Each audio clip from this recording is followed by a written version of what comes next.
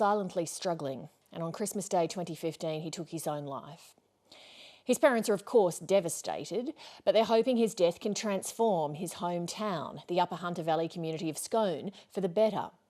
They're campaigning for a special education program to go into more than 20 local schools. Leslie Robinson produced this story.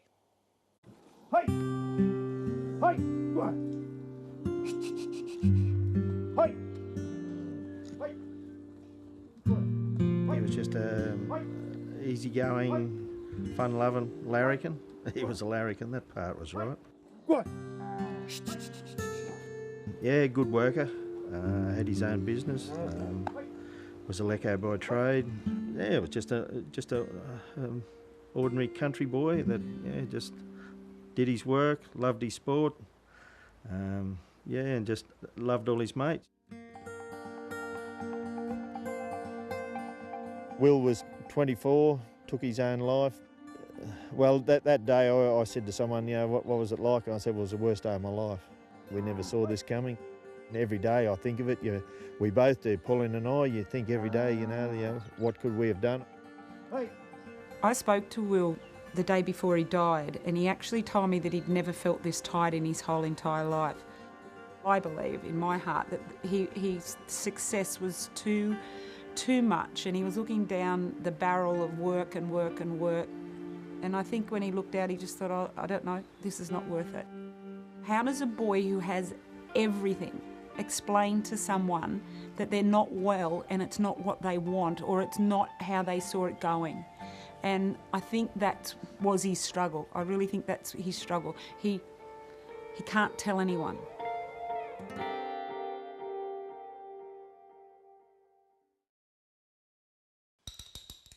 I had this massive need within me to try and work out what happened.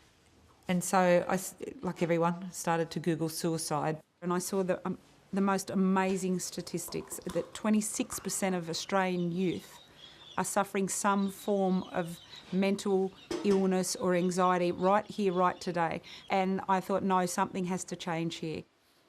I started to pop onto websites of positive psychology education. I realised that you could actually immunise a child for their future, that you could teach them resilience and give them a cup half full, it's probably simple terms, that prepares them for the knockbacks that they're going to take. Everyone has times in their life when they don't think they're going to cope, but you can be taught from a young age to get back up and go again.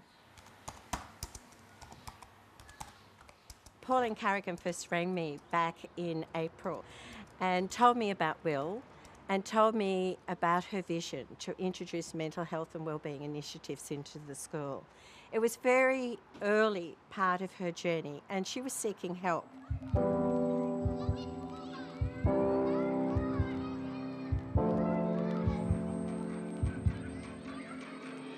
Good afternoon, everyone.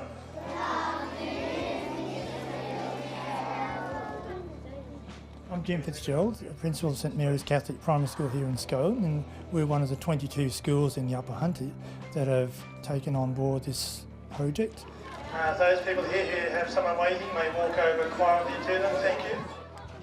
The children will leave the schools with skills to cope in life. So when they come up against those hard moments, and we all do that, they'll be able to manage them. I've got 3 boys, 2 at school. I think it's so important for mental health to be out there, to be an issue that everybody addresses. It's been something that people ignore for way too long, and we're really excited about it coming to our school and that people are finally listening.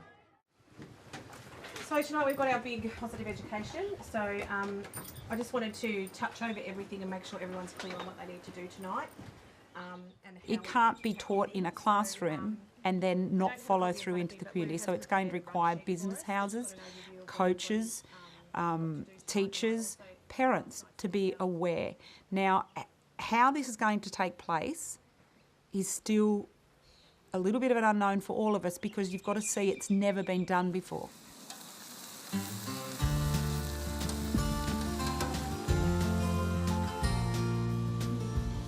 We need the community here, so let his fingers crossed. Well done, mate. Carrigan family are an amazing family in the area, and it's been an incredible cause, and especially for a young crowd like all of us, we just wanted to come and show our support. Welcome to our positive education session tonight. And positive education, quite simply, is where the science of wellbeing is integrated with best practices in teaching and learning, helping kids to understand that they can, even when faced with adversity, hope that things might get better.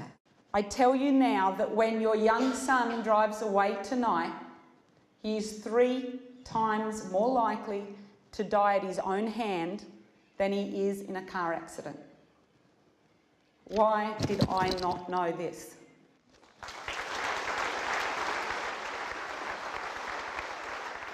I think that Will would be so proud of what we're all trying to achieve. I used to live out near Bunnan, where his parents are from. They own the farm out there, and just sort of grew up together. It was a bit of a shock to us all when it all happened. You sort of got to dig deep to look at your mates and see like what is actually really going on with them. You've really got to be mindful what is actually happening with them. Enjoy your evening and thanks for coming. Thank you. See you later. We're all the same, us men. We don't like talking about things too much. Not that sort of, We seem to bottle everything up and keep it all inside of us, which is not good for you.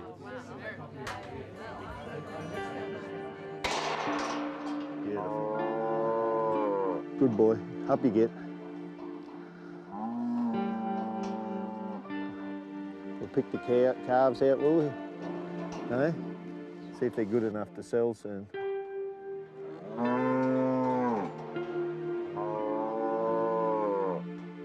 When we lost Will, with all the statistics and that they got out there now, my grandkids are next in line, and so we've got to try and protect them if we can, and that's what it's all about now. Hopefully, we worked out that, a tragedy turned it into a positive.